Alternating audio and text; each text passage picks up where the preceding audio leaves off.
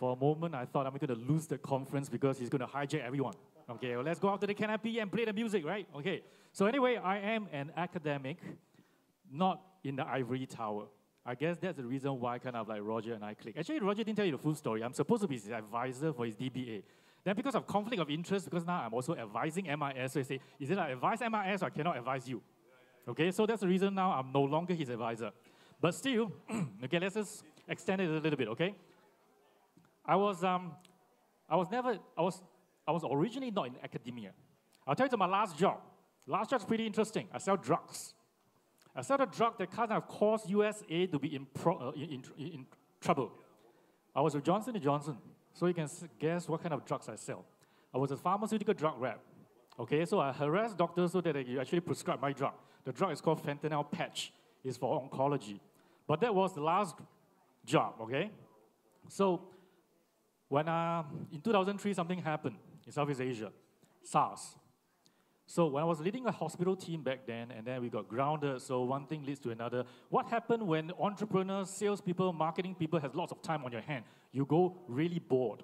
So I took out an MBA because I want to be a consultant, right? I want to earn more money.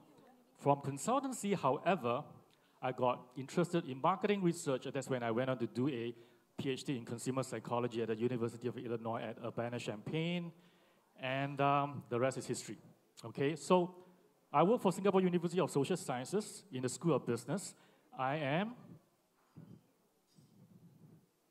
managing the master's program right now. So any private Indonesian university, you want to send your student to the master's program, we can talk. See, I'm always about business, right? So now my KPI now is to increase student number.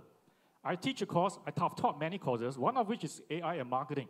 And the textbook I use is none other one than Park Hammer one, okay, Marketing 5.0, right? The other course that I teach is Future of Work. For Future of Work, what I do is to teach and help working adults pivot their career, plan their career. Because far too often we create the normancy that your career is going to be lifelong. So, but that's not the case, and especially in the post-COVID era. My research interest is in AI on education. Why do I do that? Because I think a lot of universities in the world is not ready for the AI world. They're having problems trying to design or AI proving their assignments. So I'm really interested in that. The other one I'm interested in is in-service robot acceptance. I'll show you a couple of research papers that I've shown. I'll just show you the abstract. I won't go too deep into detail. My personal interest is to spend my time using generative AI to enhance efficiency. Well, basically what I'm trying to do here is that I'm trying to be lazy. Okay, I'm trying to cut short my learning time and do things as fast as possible so I got more free time to do my private consultancy work with external corporation, particularly with SMEs. Okay, in fact, there's one company that I worked with in the past. Okay, that's actually quite popular here in Indonesia. All right, tree-lake cooling water, is that popular in Indonesia? Tree-lake cooling water. No? No one heard of that. Tree-lake cooling water, one can pharmaceutical, Sediam Berhad. Manufacturing plants in Malaysia. Okay, so without further ado, let me just show you something. All right, I need the help for the console. Guys over there, can you click this and play this? Coordinator for the course, AI and Marketing 5.0. This is the gateway to the AI-powered future of Okay, let's stop there. Play the next one.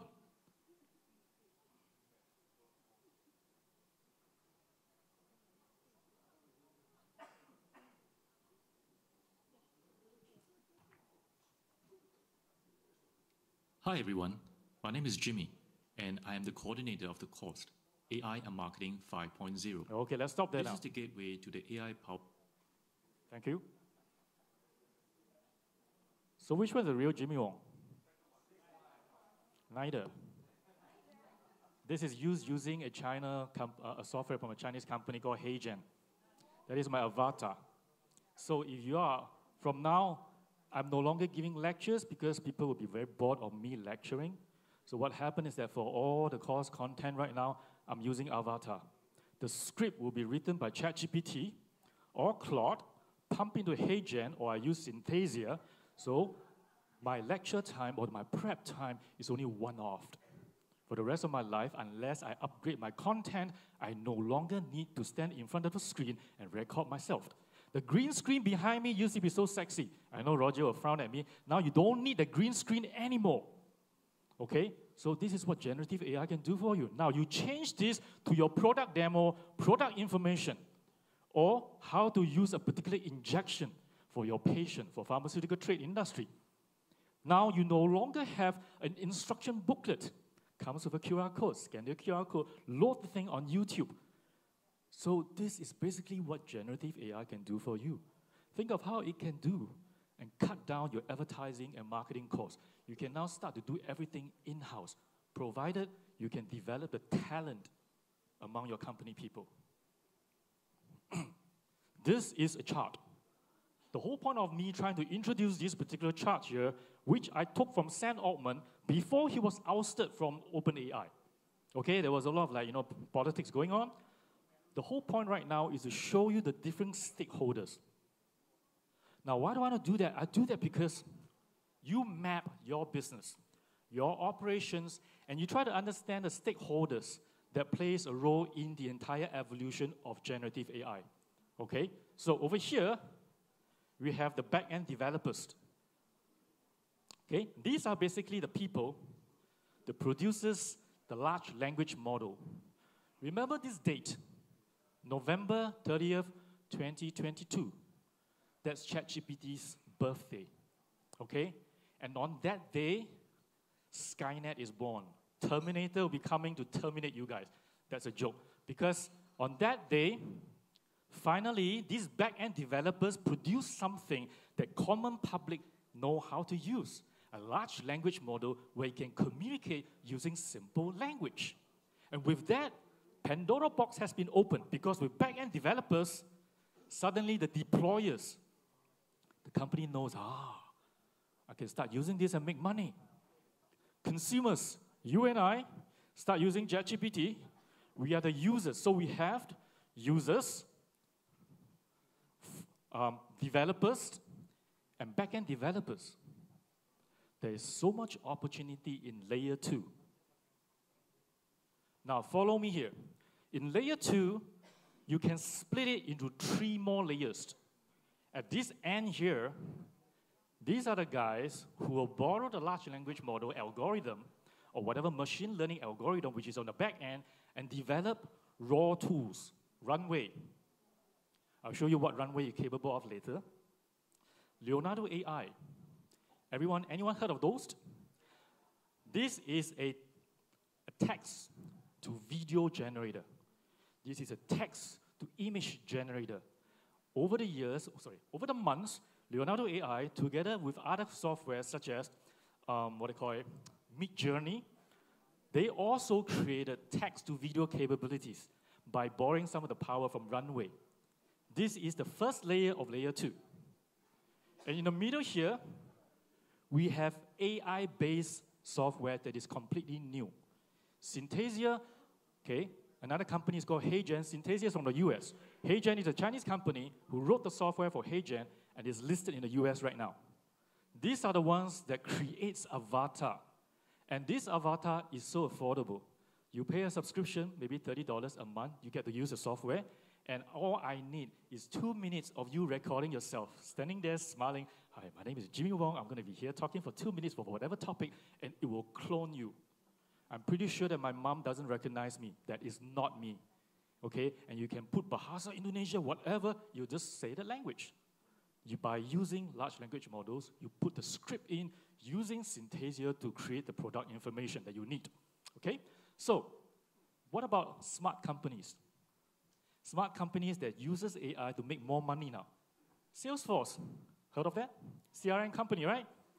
No big deal, actually, to be honest. They have a lot of algorithm to churn all the data. Now they put an AI there and call themselves, we have an Einstein division. We call it Einstein Salesforce. You pay, then they give you AI capabilities, now embedded in Salesforce. This is the third layer of the second layer because why they are selling this service to the deployers, to the banks, to the companies to make use of them, to make more money. Then we have got Monday.com. And a lot more of this project management or organizational softwares that help you organize by synthesizing your operations, all backed by AI, powered by AI, developed by the back-end developers. They take that skill set, put it in, sell it to these guys so that you can use it. Wix. Wix was popular when I was teaching social media marketing. Now, by putting in an AI-powered large language model to design the website, now they call themselves Wix Studio. They reinvented themselves, right? So Adobe, PDF, no big deal, right? Then through Canva, through Firefly right now, they develop AI capabilities. So this second, time's up. 10 minutes, that fast. Oh dear, I haven't even go through everything. So on that point, okay, I'm going to show you this video. Console can play this video, Volvo for life.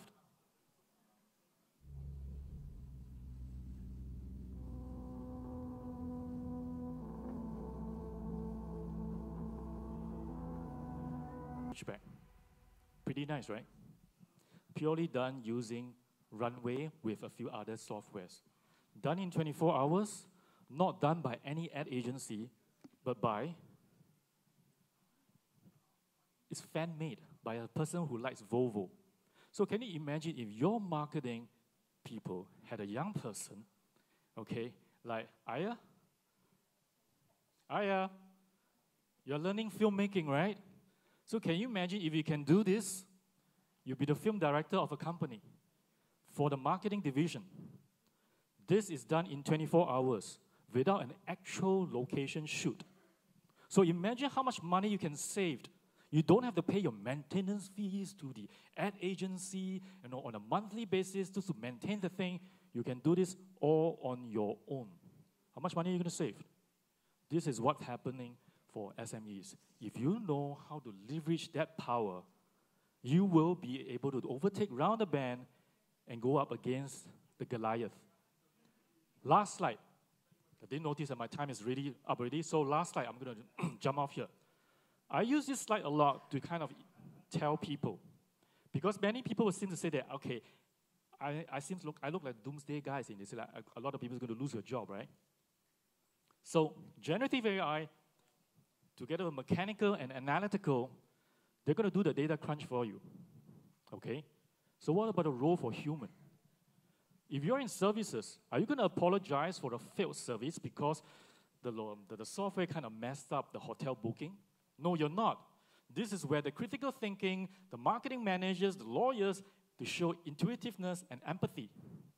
So this is truly the domain for machines, mechanical and analytical.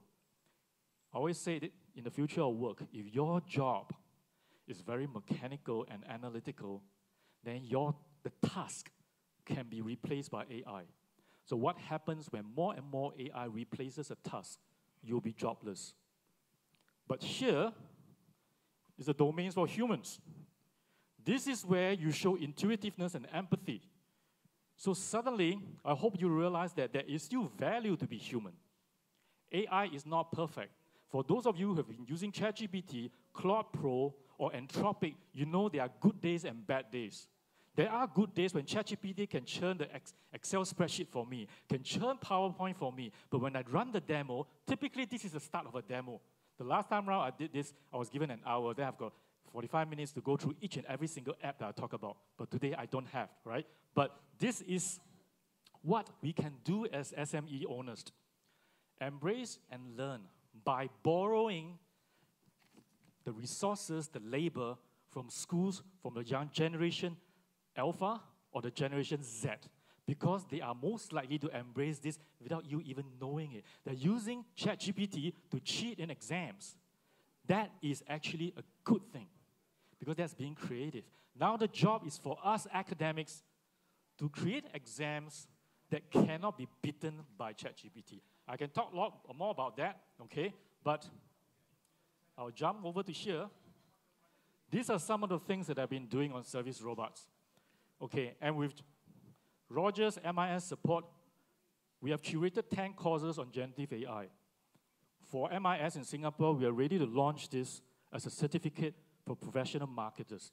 So if any one of you guys want to collaborate with him to talk about how we can showcase this certification package, 10 courses, okay, please meet up with him later after this, okay? That's the thing I think I can do at least as an advisor for MIS. Okay, so on that, I'll end it here. Thank you very much. Thank you. Thank you, everyone. Wait, your QR code, right?